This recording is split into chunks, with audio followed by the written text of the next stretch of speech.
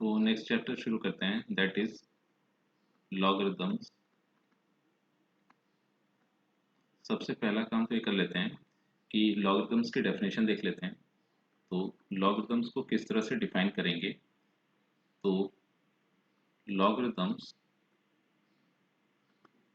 Logarithms of a positive number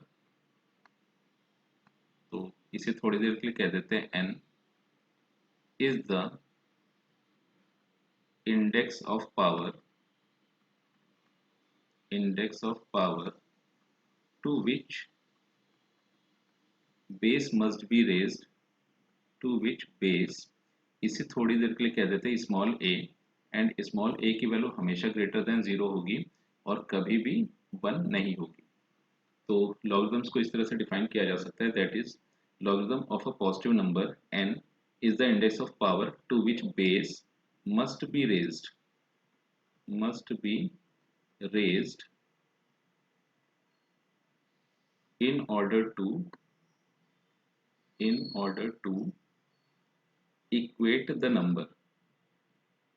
equate the given number।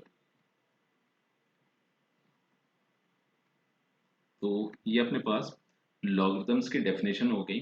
तो अगर हम डेफिनेशन को देखें तो काफ़ी टेक्निकल डेफिनेशन अपने पास है ये।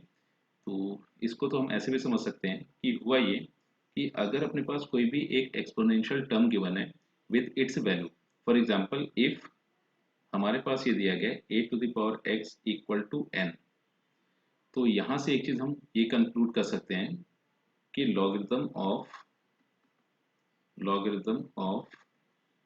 n to the base a will be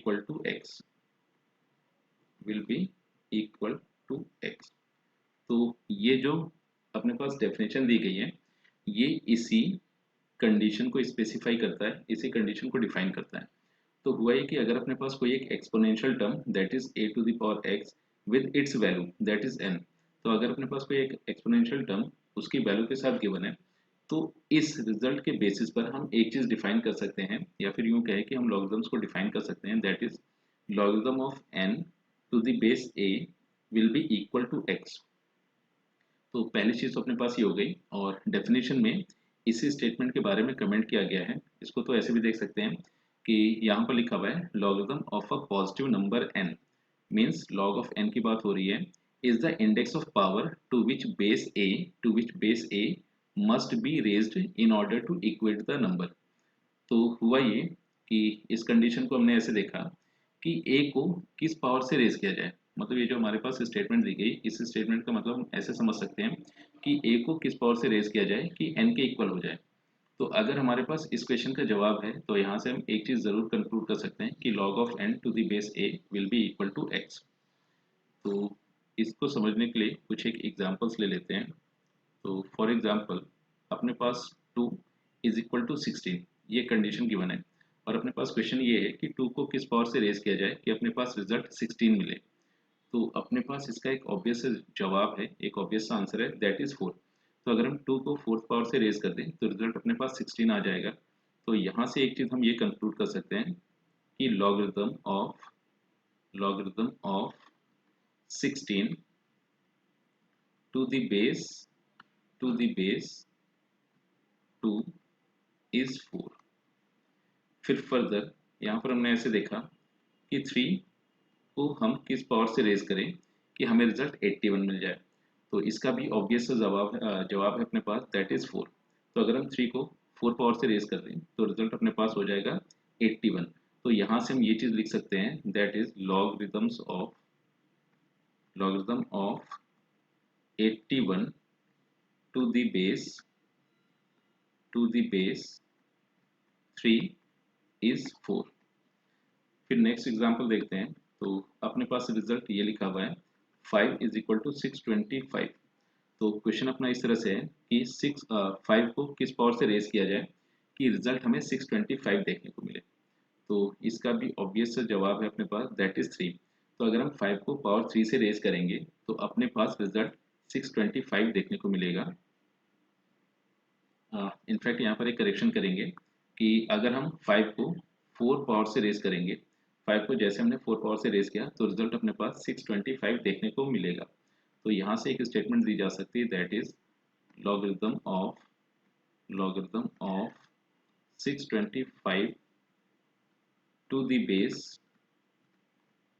base 5 is 4। फिर एक और एग्जांपल ले लेते हैं। तो हुआ ये कि 10 इज इक्वल टू 100 गिवन है एंड क्वेश्चन ये दिया गया है कि 10 को किस पावर से रेज किया जाए कि हमें रिजल्टेंट 100 मिल जाए। तो इसका भी ऑब्वियस से जवाब हो गया पावर 2। तो अगर हम 10 को पावर 2 से रेज करेंगे तो रिजल्टेंट अपने पास 100 देखने को मिलेगा। तो इसके लिए स्टेटमेंट दी जा सकती है logarithm of 10 in fact logarithm of 100 to the base 10 is equal to 2। तो डेफिनेशन इसी कंडीशन को डिफाइन कर रही थी, या फिर यूं कहे कि इसी कंडीशन को स्पेसिफाई कर रही थी कि logarithm of a positive number that is 100 is the index of power that is 2 is the index of power. तो पावर का इंडेक्स यहाँ पर 2 देखने को मिला। तो स्टेटमेंट थी logarithm of a positive number that is 100 is the index of power that is 2 to which base that is 10 must be raised in order to equate the number। तो यहाँ से एक चीज तो ये लिखा जा सकता है, मतलब सीधा सा इक्वेशन अपने पास ये आया कि 10 को किस पावर से रेज किया जाए कि 100 हो जाए। तो इसका जवाब अपने पास मिला 2। फिर सिमिलरली अपने पास क्वेश्चन ये था कि हम 5 को किस पावर से रेज करें कि 625 हमें देखने को मिले। तो इसका भी ऑब्वियस सा जवाब था अपने पास दैट इज 4। तो लॉगरिथम्स की डेफिनेशन इसी कंडीशन को स्पेसिफाई कर रही थी। तो अब फिर से एक बार इसे समझ लेते हैं। तो यहाँ पर हुआ ये कि a to the power x equal to n given है which implies that log of n to the base a is equal to x।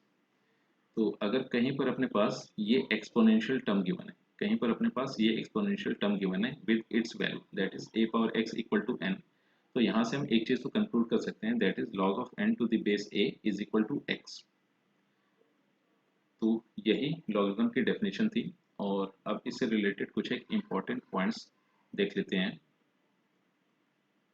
तो नेक्स्ट पॉइंट है इसमें that is some important points.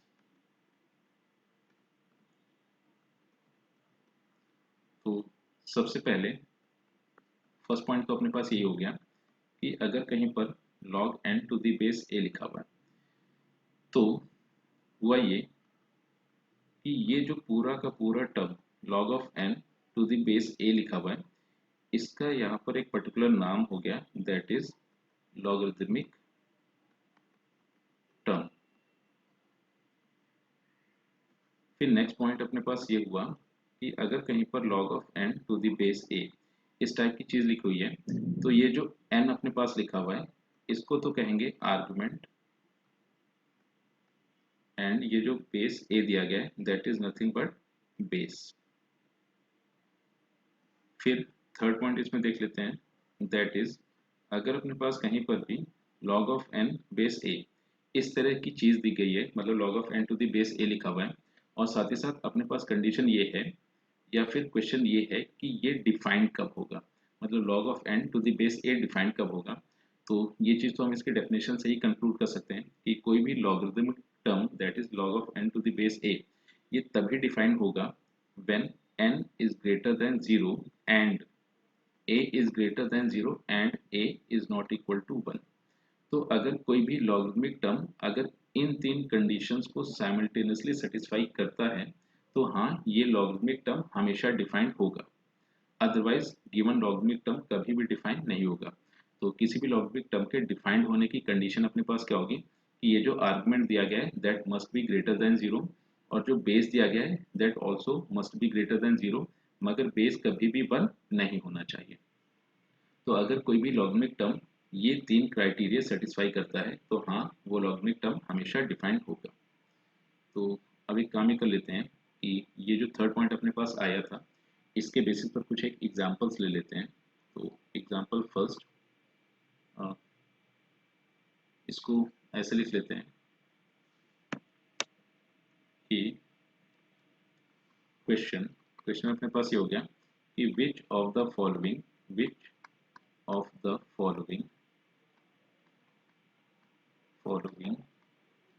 logarithmic terms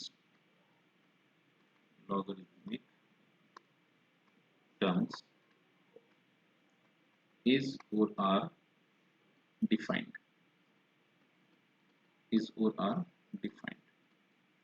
तो first अपने पास हो गया log of 1/7 to the base 2।